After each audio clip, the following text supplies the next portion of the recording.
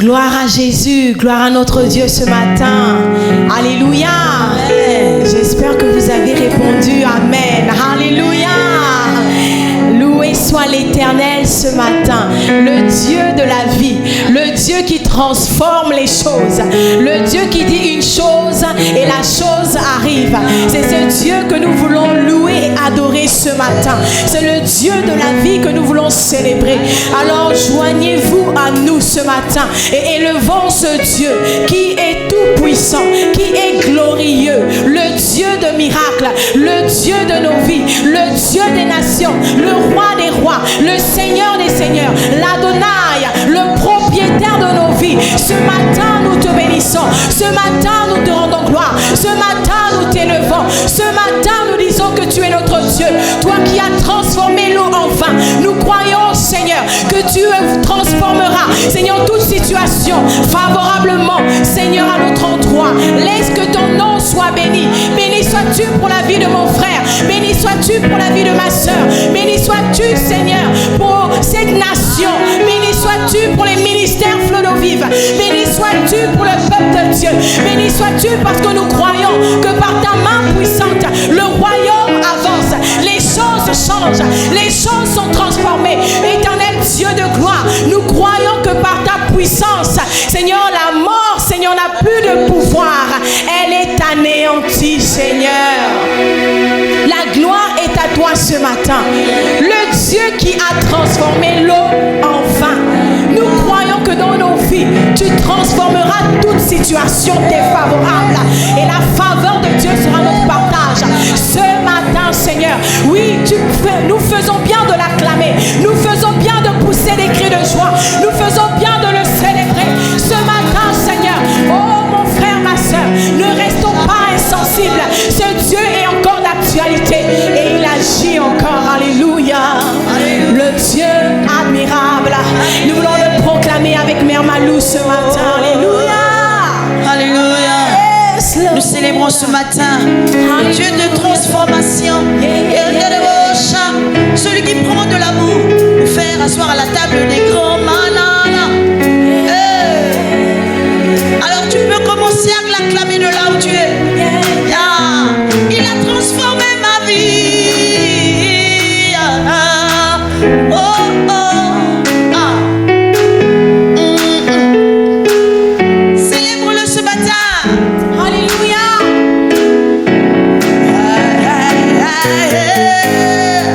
Tu transformes l'eau en vin.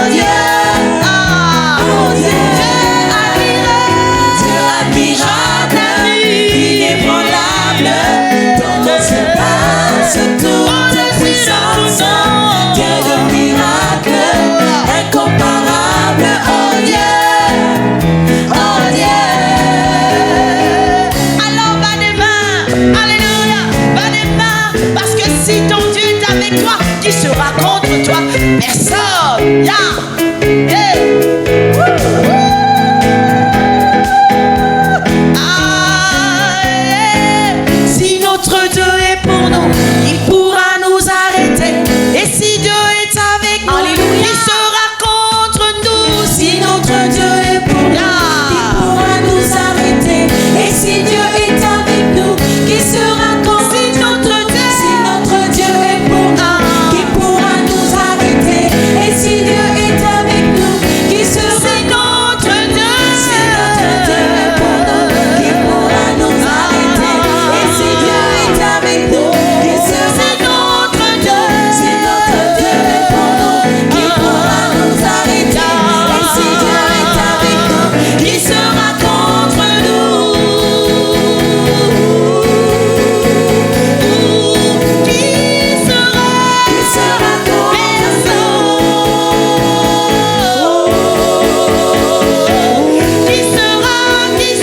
Qui sera contre nous?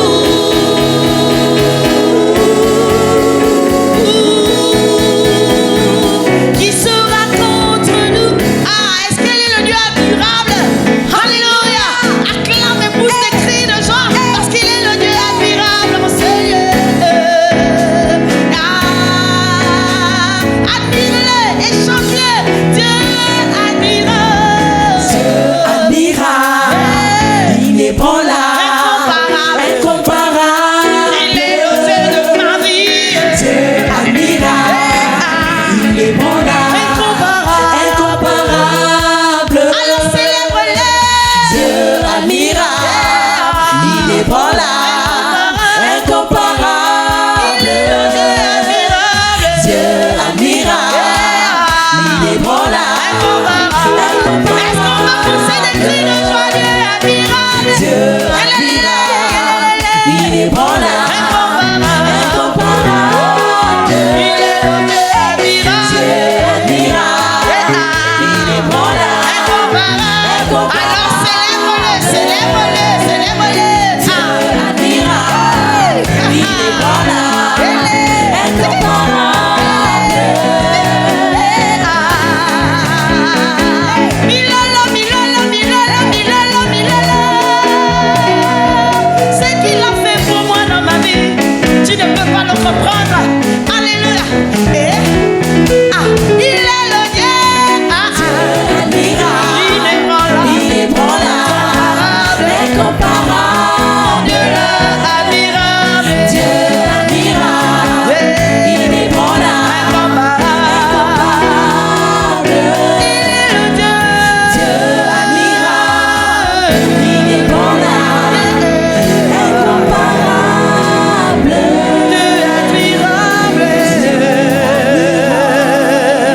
Il est bon là, incomparable. C'est toi qui m'invites dans ta présence. Alléluia. Je t'admire, Seigneur. Lorsque je rentre dans ta présence, je t'admire. Alléluia. Lorsque je rentre dans ta présence, je te contemple, je t'admire. Alors c'est l'intimité. Yeah. Je peux t'admirer encore et encore. Alléluia. Alléluia. Alors que je rentre dans ta présence. Alléluia. Alors que j'entre dans ta présence. Alors que j'entre dans ta présence, je ferme la porte derrière moi. Je réalise combien de fois tu es bon et tu es grand. Alléluia. Oh. Alors que j'entre dans ta présence, au-delà du parvis, que j'entre dans ton sanctuaire, où être avec toi face à face. Je considère tous tes bienfaits, la plénitude de ta grâce. Je me prosterne devant toi, je me crie. Alléluia. Alléluia, alléluia. Alléluia.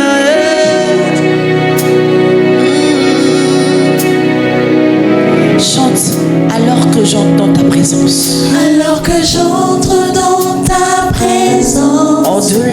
Au-delà du pavé. Que j'entre dans le sanctuaire pour être avec toi face à face. Je considère tous tes bienfaits, la plénitude de ta grâce.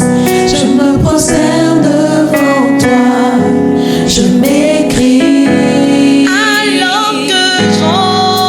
Alors que j'entre dans ta présence, au-delà du pavé, j'entre dans le sanctuaire pour être avec toi face à face. Je considère tous tes bienfaits, la plénitude de ta grâce. Je me prosterne devant toi, je m'écris. que tu es merveilleux en ce lieu, Dieu puissant. Tu es merveilleux en ce lieu. Abba Père. Tu es digne. Tu es digne d'être loué. Vers toi, Seigneur. Vers toi je lève mes mains. Tu es merveilleux en ce lieu, Dieu puissant. Tu es merveilleux. Tu es merveilleux en ce lieu, Dieu puissant. Tu es merveilleux. Tu es merveilleux en ce lieu. Abba Père. Abba Père. Tu es digne. Tu es digne d'être loué. Vers toi, Seigneur. Vers toi je lève mes mains. Tu es merveilleux en ce lieu, Dieu puissant. Dieu puissant, tu es merveilleux. Lorsque nous rentrons dans ta présence, nous contemplons ton effet, tes bienfaits. Nous considérons véritablement que nous sommes à toi et tu es à nous. Seigneur, nous nous prosternons, nous t'adorons parce que tu es ce qui nous est le plus précieux. Alléluia. Ah, tu es merveilleux en ce lieu, Dieu puissant. Tu es merveilleux. Tu es merveilleux en ce lieu, Dieu puissant. Tu es merveilleux. Tu es merveilleux en ce lieu. Abba Père. Tu es digne d'être loué. Vers toi je lève mes mains. Tu es merveilleux en ce lieu, Dieu puissant. De la même manière, tu es merveilleux. De la même manière, tu es présent. Tu es présent dans nos vies. Alléluia. Tu es présent, merveilleux et présent. Merveilleux et présent. Parce que tu es fidèle. Alléluia. Alléluia. Alléluia. Dieu fidèle. Alléluia.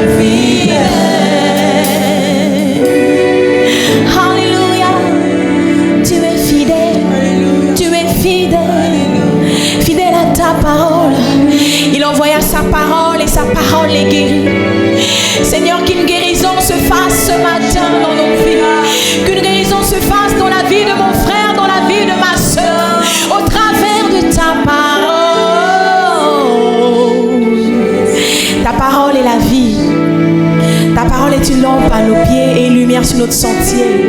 Et ce matin, nous voulons recevoir la parole. Et nous acclamons notre Dieu pour cela. Car il en est digne, alléluia. Car il en est digne ce matin. Merci Seigneur pour ta parole qui nous guérira ce matin. Alléluia. Alléluia. Alléluia. Amen. Louange et gloire à notre Dieu. Nous le bénissons et nous lui rendons toute la gloire pour ce qu'il est et toute la louange pour ce qu'il fait chaque jour dans nos vies. Alléluia. Nous sommes debout par la grâce de Dieu et c'est toujours une grâce, un privilège de pouvoir le célébrer. Alléluia. Nous sommes bénis de prendre part à de tels moments et nous sommes convaincus que le Seigneur agrée ces moments parce que nos cœurs sont entièrement tournés vers lui dans une atmosphère de louange et d'adoration. Alléluia. Nous voulons lui laisser toute la place. Nous voulons nous disposer nos cœurs afin qu'il puisse parler une fois de plus à nos cœurs pour nous fortifier. La Bible nous dit que toute écriture est inspirée pour instruire, pour corriger, pour encourager. Alléluia. Et donc sa parole est pour nous un bienfait qui n'a pas de prix.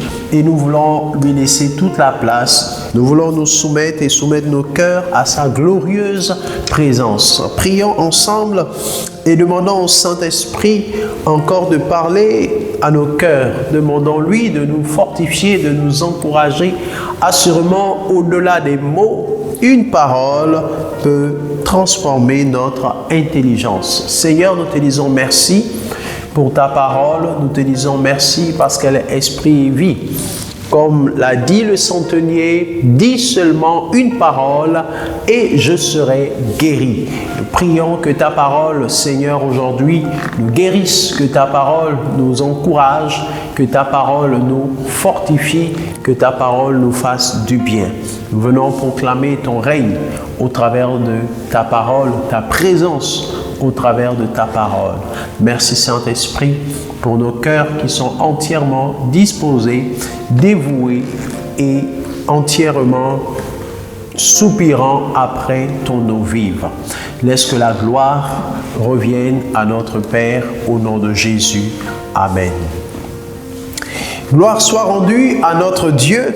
Après avoir parlé la semaine dernière de « Je crois au miracle », nous voulons aujourd'hui nous arrêter sur un autre thème qui va dans le même sens, mais qui a pour but de booster notre foi, de nous encourager et d'aller de l'avant. Le thème de ce jour, c'est « Ne te décourage pas ». Oui, ne te décourage pas, c'est le thème de ce jour.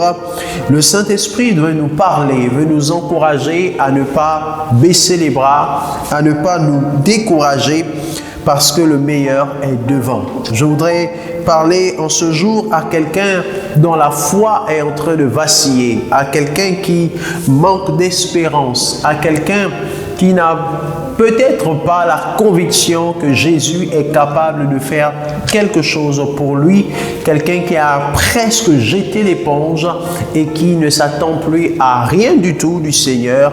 J'ai envie de dire à cette personne, ne te décourage pas, le Seigneur a toujours quelque chose de particulier et lorsque on se dispose, il nous révèle sa gloire. Alléluia. Matthieu chapitre 15, versets 22 à 28 est notre texte de base. Il nous est relaté dans ce texte l'histoire d'une femme, la femme syro-phénicienne. Nous pouvons faire la lecture ensemble dans Matthieu chapitre 15, versets 22 à 28. Il est écrit, Jésus étant parti de là, se retira dans le territoire de Tyr et de Sidon. Et voici une femme cananéenne qui venait de ces contrées lui cria « Aie pitié de moi, Seigneur, fils de David, ma fille est cruellement tourmentée par le démon. » il ne lui répondit pas un mot. Et ses disciples s'approchèrent et lui dirent avec instance, « Renvoie-la, car elle crie derrière nous. » Il répondit, « Je n'ai été envoyé qu'aux brebis perdues de la maison d'Israël. » Mais elle vint se prosterner devant lui, disant, « Seigneur, secours-moi. » Il répondit, « Il n'est pas bien de prendre le pain des enfants et de le jeter aux petits chiens. » « Oui, Seigneur, dit-elle, mais les petits chiens mangent les miettes qui tombent de la table de leur maître. » Alors Jésus lui dit, « Femme, ta foi est grande, qu'il te soit fait comme tu veux. » Et à l'heure même, sa fille fut guérie. Alléluia. Quelle merveilleuse histoire, quel merveilleux texte pour t'encourager de là où tu te trouves. Je suis venu te dire de ne pas baisser les bras, de ne pas jeter l'éponge, car les projets de Dieu sont inestimables et les voies de Dieu sont insondables. Alléluia. Donc, dans cette histoire de la femme syro-phénicienne, la Bible nous dit au verset 22 que Jésus, étant parti de là, se retira dans le territoire de Tyr et Sidon. Déjà, pour comprendre le contexte de la rencontre de Jésus et cette femme, il faut comprendre où étaient situés Tyr et Sidon. Nous sommes là dans un territoire cananéen, mais tout ce territoire-là est annexé par Rome. Et donc, la culture qui dominait, c'était la culture grecque, et notamment la langue grecque qui était davantage parlée, surtout quand on parle d'une femme syro-phénicienne, Syro qui vient de Syrie, donc elle était de la Syrie, et en même temps de la Phénicie, qui était le territoire de Canaan aussi. Donc, cette femme-là se trouvait dans un endroit stratégique. Je crois qu'elle avait entendu parler des miracles que Jésus faisait, que Jésus accomplissait dans les différentes villes d'Israël, et elle avait certainement nourri l'espoir de rencontrer Jésus à un moment donné. Elle avait certainement nourri cette espérance en elle qu'elle rencontrera Jésus à un moment donné. Et voici que la Bible nous dit que Jésus s'est donc retiré et s'est rendu sur le territoire de Tyr et Sidon. Tyr et Sidon étaient deux grandes villes de l'époque qui étaient des villes portuaires. En fait, les plus grands ports de cette époque-là, parmi les plus grands ports de cette époque, certains se trouvaient à Tyr et à Sidon. Donc, il y avait beaucoup de bateaux qui débarquaient souvent à Tyr et à Sidon. Et donc, c'est la raison pour laquelle Jésus se retrouve à Tyr et à Sidon, parce que la barque dans laquelle était Jésus a débarqué à ce port, l'un des ports de Tyr et de Sidon, et cette femme-là se trouvait à ce moment-là. Donc c'était un moment stratégique. Assurément, pour rencontrer du monde, il fallait se rendre là où les bateaux débarquaient les gens. Et donc cette femme avait conscience qu'un moment viendra où elle pourra rencontrer Jésus, puisque plusieurs entendaient parler de Jésus et savaient que Jésus allait de lieu en lieu faisant du bien. Alléluia. Et donc, Jésus, en arrivant au territoire de Tyr et Sidon, va passer avec ses disciples, et la femme qui se trouvait à ce moment-là, dans ce territoire, va se mettre à crier après Jésus. Cette femme est cananéenne. Cette femme ne pratique pas la foi juive. Cette femme-là n'est pas une pharisienne, elle n'est pas juive, elle est cananéenne, elle est phénicienne, elle est syrienne. Par conséquent, elle est censée adorer d'autres dieux, elle est censée prier d'autres dieux, elle est censée se soumettre au culte cananéen, et on sait qu'à cette époque-là, ils adoraient plusieurs dieux, surtout sous l'Empire romain, ils adoraient plusieurs dieux. Il n'y avait pas qu'un seul Dieu, il n'y avait que Israël qui étaient attachés à un seul Dieu, le Dieu d'Abraham, le Dieu d'Isaac et le Dieu de Jacob. Mais la plupart des personnes qui vivaient dans les territoires voisins adoraient plusieurs dieux, parce que sous l'Empire romain, chacun pouvait adorer le Dieu qui lui semblait propice pour ses affaires, pour sa famille, c'est le Dieu qu'il estimait le rendre prospère. Mais cette femme, curieusement, appelle Jésus Seigneur, fils de David. Ma fille est cruellement tourmentée par le démon. Ce qui signifie qu'elle savait que Jésus était fils de Dieu et surtout fils de David. On se souvient de quelqu'un d'autre qui a appelé Jésus de cette manière. Il s'agit de l'aveugle Bartimée, qui a aussi dit à Jésus, « Seigneur, aie pitié de moi, fils de David. » C'est quasiment les mêmes paroles, les mêmes appellations que cette femme syrophénicienne a prononcées. Ce qui signifie qu'elle avait une connaissance de Jésus ou de l'histoire d'Israël. Parce que pour appeler Jésus fils de David, il fallait comprendre le lien qu'il rattachait Jésus à David. Il fallait comprendre, il fallait avoir la révélation des Écritures et notamment la révélation des prophéties messianiques et notamment des prophéties de Ésaïe qui annonçaient que le rejeton de David allait venir à un moment donné. Et cette femme donc, en appelant Jésus, fils de David, avait donc connaissance que Jésus était un descendant de David, mais aussi qu'il était venu pour être roi. Parce que lorsqu'on parle de David, on fait allusion à la royauté au niveau d'Israël. Et donc, cette femme-là avait la conviction que Jésus était non seulement Seigneur, mais qu'il était aussi le roi qui venait pour régner. Alléluia.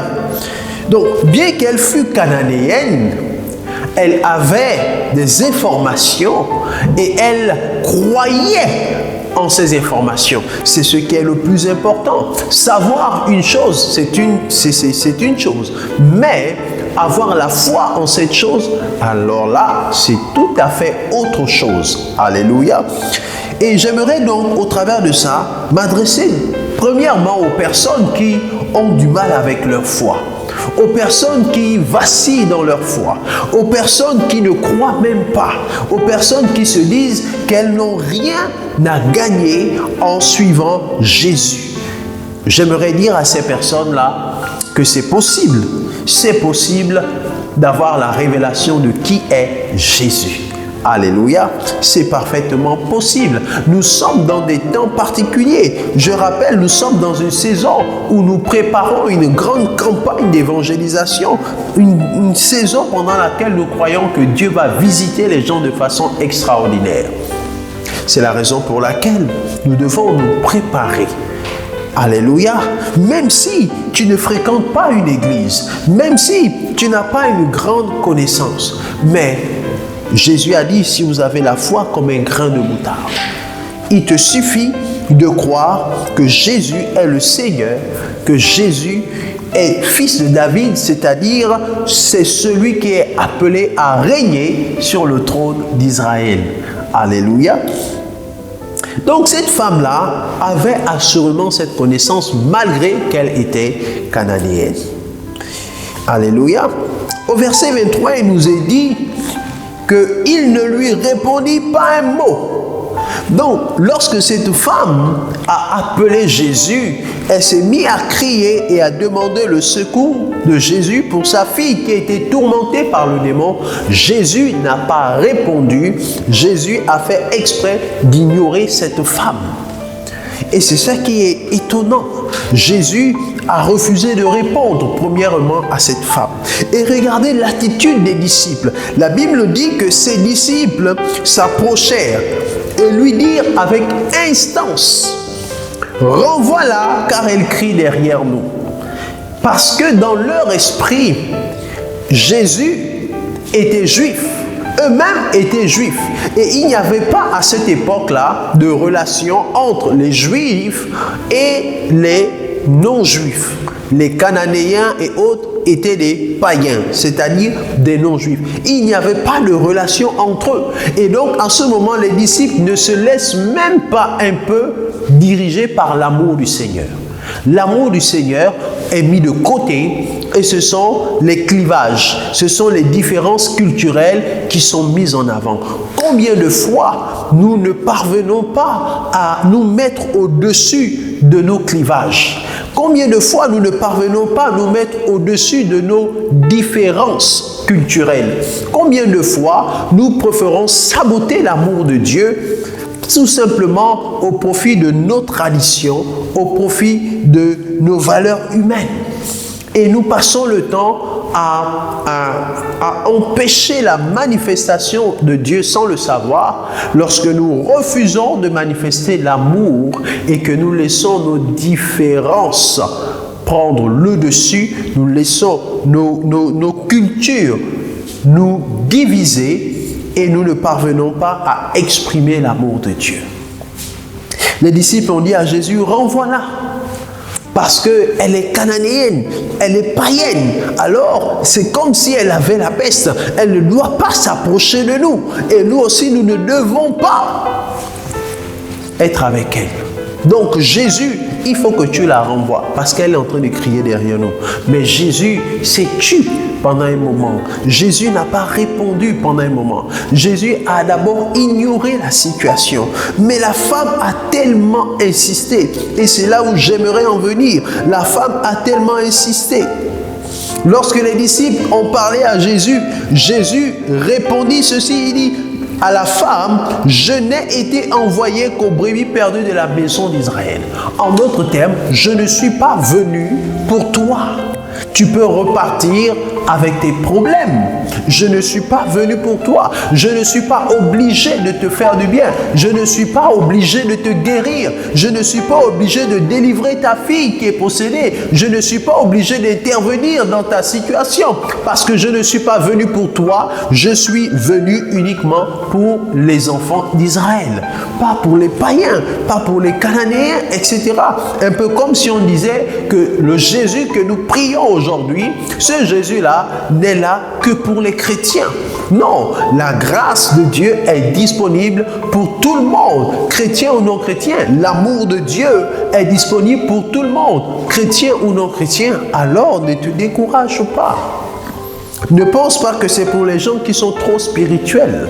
Ne pense pas que c'est seulement pour les gens qui prient beaucoup. Ne pense pas que tu ne peux pas avoir et expérimenter la grâce de Dieu et que ce n'est réservé qu'à une catégorie de personnes parce que ces personnes sont soi-disant plus justes, parce que ces personnes sont soi-disant plus honnêtes. Même si tu es le pécheur le plus grand des pécheurs, je veux te dire que l'amour de Dieu est au-dessus de tout cela. Et le Seigneur veut de toi. Alléluia. Et c'est ce qui s'est passé dans la suite. Jésus a répondu à la femme qu'il n'était venu que pour les brebis perdues de la maison d'Israël. Mais la foi de cette femme est extraordinaire. Plutôt que d'être frustrée, parce que si aujourd'hui c'était nous qui étions à la place de cette femme, peut-être que nous nous serions frustrés, peut-être que nous serions partis, peut-être que nous aurions fait demi-tour. Mais la femme retorque. Elle dit, la Bible dit, mais elle vint se prosterner devant lui, disant, Seigneur, secours-moi. Waouh! Premièrement, Jésus l'ignore alors qu'elle est en train de crier, elle est en train de l'appeler et Jésus ignore. Deuxièmement, les disciples de Jésus viennent dire à Jésus de chasser la femme, de la renvoyer parce qu'elle faisait du bruit. Troisièmement, Jésus lui-même dit à la femme qu'il n'est pas venu pour elle parce qu'elle était cananéenne, qu'il était venu juste pour les Juifs. Et cette femme insiste. La Bible nous dit que cette fois, elle a élevé le niveau. Elle a élevé le niveau en venant se prosterner devant Jésus. Waouh! Un peu comme l'image de la prière. on prie, on crie au Seigneur. Seigneur, aie pitié de moi. On crie au Seigneur. On a l'impression que le Seigneur ne nous écoute pas. On a l'impression que le Seigneur ne nous entend pas, que le Seigneur ne réagit pas. Seigneur, fais ceci, on fait cela, on est fidèle aux réunions, etc. Mais à un moment donné, il faut élever le niveau. Et cette femme a compris. Elle se dit que c'est pas grave, même s'il me rejette, moi je vais élever le niveau. Je vais venir me prosterner. Et la Bible dit qu'elle vint et se prosterna devant lui, disant Seigneur, secours-moi. Waouh! Se prosterner. À ce moment-là, les choses commencent à changer. Se prosterner. Alléluia. Se prosterner, c'est un signe d'humilité. C'est un signe de reconnaissance du statut de roi de Jésus. C'est un signe d'adoration. En fait, elle s'est humiliée elle-même. Elle n'a pas regardé à elle-même. Elle n'a pas regardé, peut-être qu'elle avait des avantages, mais elle n'a pas regardé à ce qu'elle avait. Tout ce qu'elle avait dans son cœur, c'était d'obtenir la guérison de sa fille.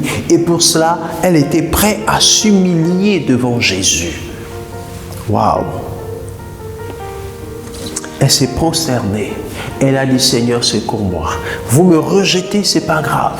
Vous ne me répondez pas, c'est pas grave. Mais moi, je sais que tu peux me secourir. Alors, oui, je me prosterne devant toi. Quelquefois, lorsque on est debout à prier et qu'on ne trouve pas de solution, quelquefois, il faut se prosterner dans la présence de Dieu. Il faut prosterner dans la présence de Dieu. Se prosterner, c'est pas simplement se mettre à genoux.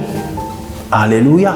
C'est toute une expression corporelle qui traduit le fait de s'humilier devant la personne. Waouh!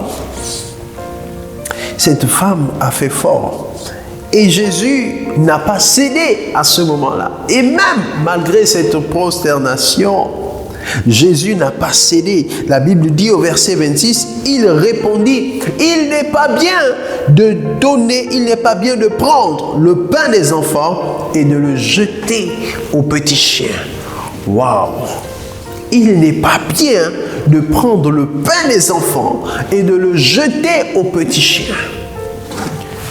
En quelque sorte, cette femme-là est qualifiée de petit chien. Et l'expression chien était utilisée aussi pour qualifier les Cananéens, pour qualifier l'homme animal, pour qualifier les personnes qui n'étaient pas juives. Les païens étaient considérés comme des chiens. Et l'expression renvoyait donc à païen en quelque sorte. Mais c'était humiliant. Comment Jésus peut-il dire à cette femme qu'il n'est pas bien de prendre le pain des enfants et de le donner aux petits chiens? En d'autres termes, les Juifs sont des enfants, mais eux, les Cananéens, sont des chiens. Si c'était aujourd'hui, combien de fois ne serions-nous pas frustrés? Et ne dirions-nous pas, oh, imaginez que c'est un pasteur qui vous le dit, il vous appelle ainsi.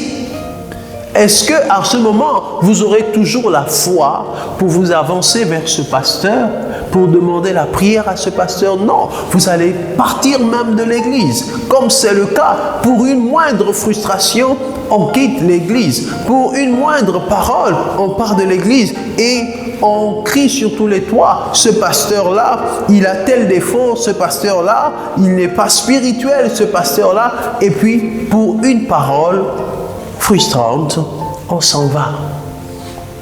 Mais regardez l'attitude de cette femme. Malgré que Jésus ait parlé ainsi, cette femme ne s'est pas laissée affecter au niveau de ses émotions. Elle n'a pas laissé ses émotions prendre le dessus. Malgré qu'elle devait certainement être touchée, elle a répondu par une parole de sagesse. Et lorsque Jésus a écouté cette parole de sagesse, Jésus a dit, waouh, Quelle grande foi! Elle a dit au Seigneur, oui Seigneur, donc oui j'accepte, c'est pas grave, même si je suis considéré comme une petite chienne, c'est pas un problème, même si je ne suis pas juif, c'est pas un problème, même si je ne suis pas appelé à bénéficier de cette grâce-là, ce n'est pas un problème, j'accepte. Quelle que soit la manière dont vous allez me traiter, j'accepte. Mais ce que je sais, c'est que les petits chiens mangent les miettes qui tombent de la table de leur maître. Lorsqu'elle utilise l'expression maître, c'est pour dire en retour qu'il y a esclave. Ça veut dire qu'elle considère même qu'elle est une esclave. Alléluia. Et que les maîtres, ce sont les juifs. Il n'y a pas de problème. Quelle que soit l'étiquette, il n'y a pas de problème. Vous savez, quelquefois, nous faisons des problèmes pour rien. Quelquefois, nous mettons en colère pour des choses qui ne valent pas la peine.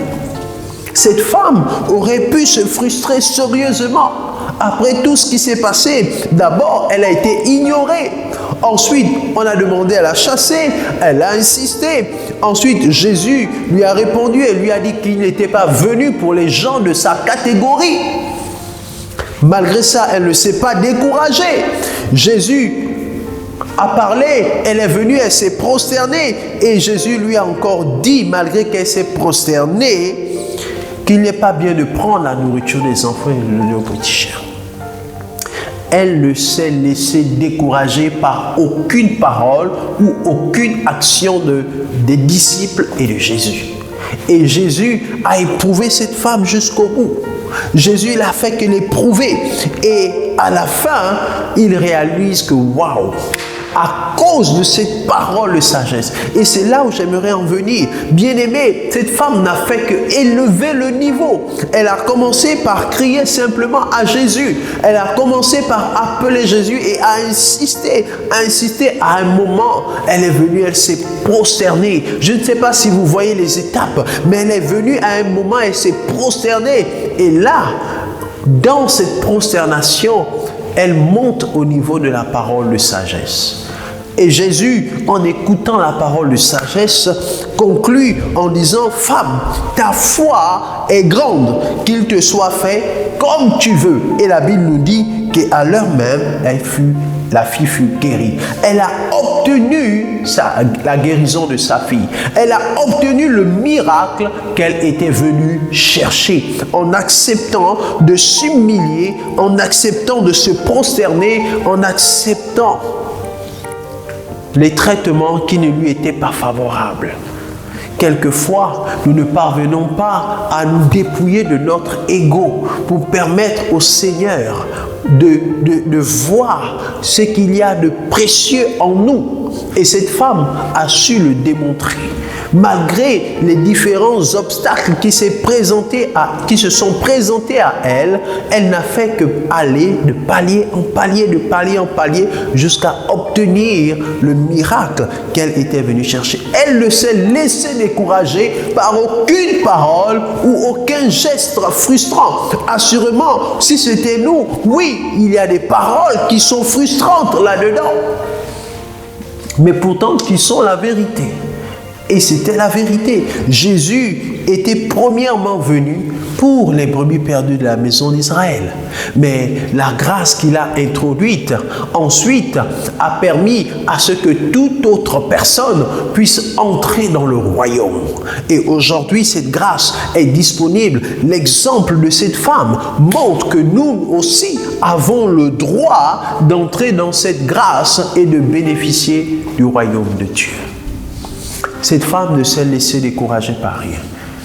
Qu'est-ce qui te décourage? Pourquoi te laisses-tu décourager? J'ai envie de te dire, parle à ton âme et dis à ton âme, mon âme, ne te décourage pas. Mon âme, bénis le Seigneur. Mon âme, cherche le Seigneur. Mon âme, ne te décourage pas. Conditionne ton âme. Un peu comme cette femme dont nous parle Jésus dans Luc chapitre 18 verset 1 à 7. Jésus parle de l'histoire du juge inique et de cette femme. C'était une parabole pour enseigner aux disciples qu'il faut toujours persévérer dans la prière. et ne pas se décourager. Il dit qu'il y avait un juge unique dans une ville et une femme avait besoin qu'on lui rende justice parce qu'elle avait été dépouillée par sa partie adverse, alors qu'elle n'était pas en tort. Et à chaque fois, elle allait voir le juge unique pour lui demander de lui rendre justice. Et le juge n'avait d'égard ni pour elle, ni pour personne. Mais à un moment donné, elle a tellement insisté jour après jour que le juge s'est dit en lui-même, pour avoir la paix, il faudrait que je rende justice à cette femme. Et cette femme a obtenu justice. Elle ne s'est pas découragée, elle a persévéré, même au milieu des moments les plus troubles. Je t'encourage à parler à ton âme et à ne pas te décourager parce que le Seigneur Jésus est capable. Alléluia.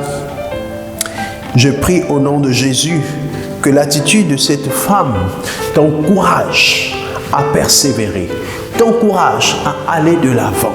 Surtout dans cette saison où nous nous attendons à voir la gloire de Dieu de façon exceptionnelle, comme nous ne l'avons pas vu depuis un bon bout de temps ici au Gabon. Nous nous attendons à une visitation du Seigneur lors de la campagne d'évangélisation Jésus qui guérit. Je veux t'emmener à te préparer, à conditionner ton esprit. Et si tu étais déjà fatigué, découragé, alors reprends courage. Donne-toi de l'espérance. Le Seigneur est capable. Et si tu peux monter de niveau, monter de palier, alors monte au palier supérieur. Cette femme est allée de palier en palier. Elle a crié à Jésus. Après, quand ça ne suffisait pas, elle est venue se jeter. Elle s'est prosternée devant Jésus. Et après, elle a sorti une parole de sagesse. Waouh! Les petits chiens mangent les miettes qui tombent de la table de leur maître. Je prie dans le nom de Jésus que tu ne te laisses abattre par rien du tout, que tu trouves la force, parce que les voies de Dieu sont insondables. Tu ne sais pas ce qui se trouve devant toi. Tu ne sais pas par quel chemin le Seigneur te fait passer. Tu ne sais pas quelle est la porte qui va s'ouvrir devant toi. Tu ne sais pas ce que le lendemain te réserve. Le Seigneur dit que le lendemain aura soin de lui-même. C'est-à-dire que lui-même, le Seigneur, s'occupera du lendemain. Tu ne connais pas le lendemain. Alors, ne jette pas. Alors, n'abandonne pas. Alors, ne lâche pas.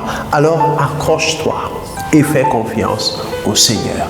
Que la foi de cette femme soit ton partage. Que tu ne te laisses ébranler par rien. Que tu ne te décourages pas.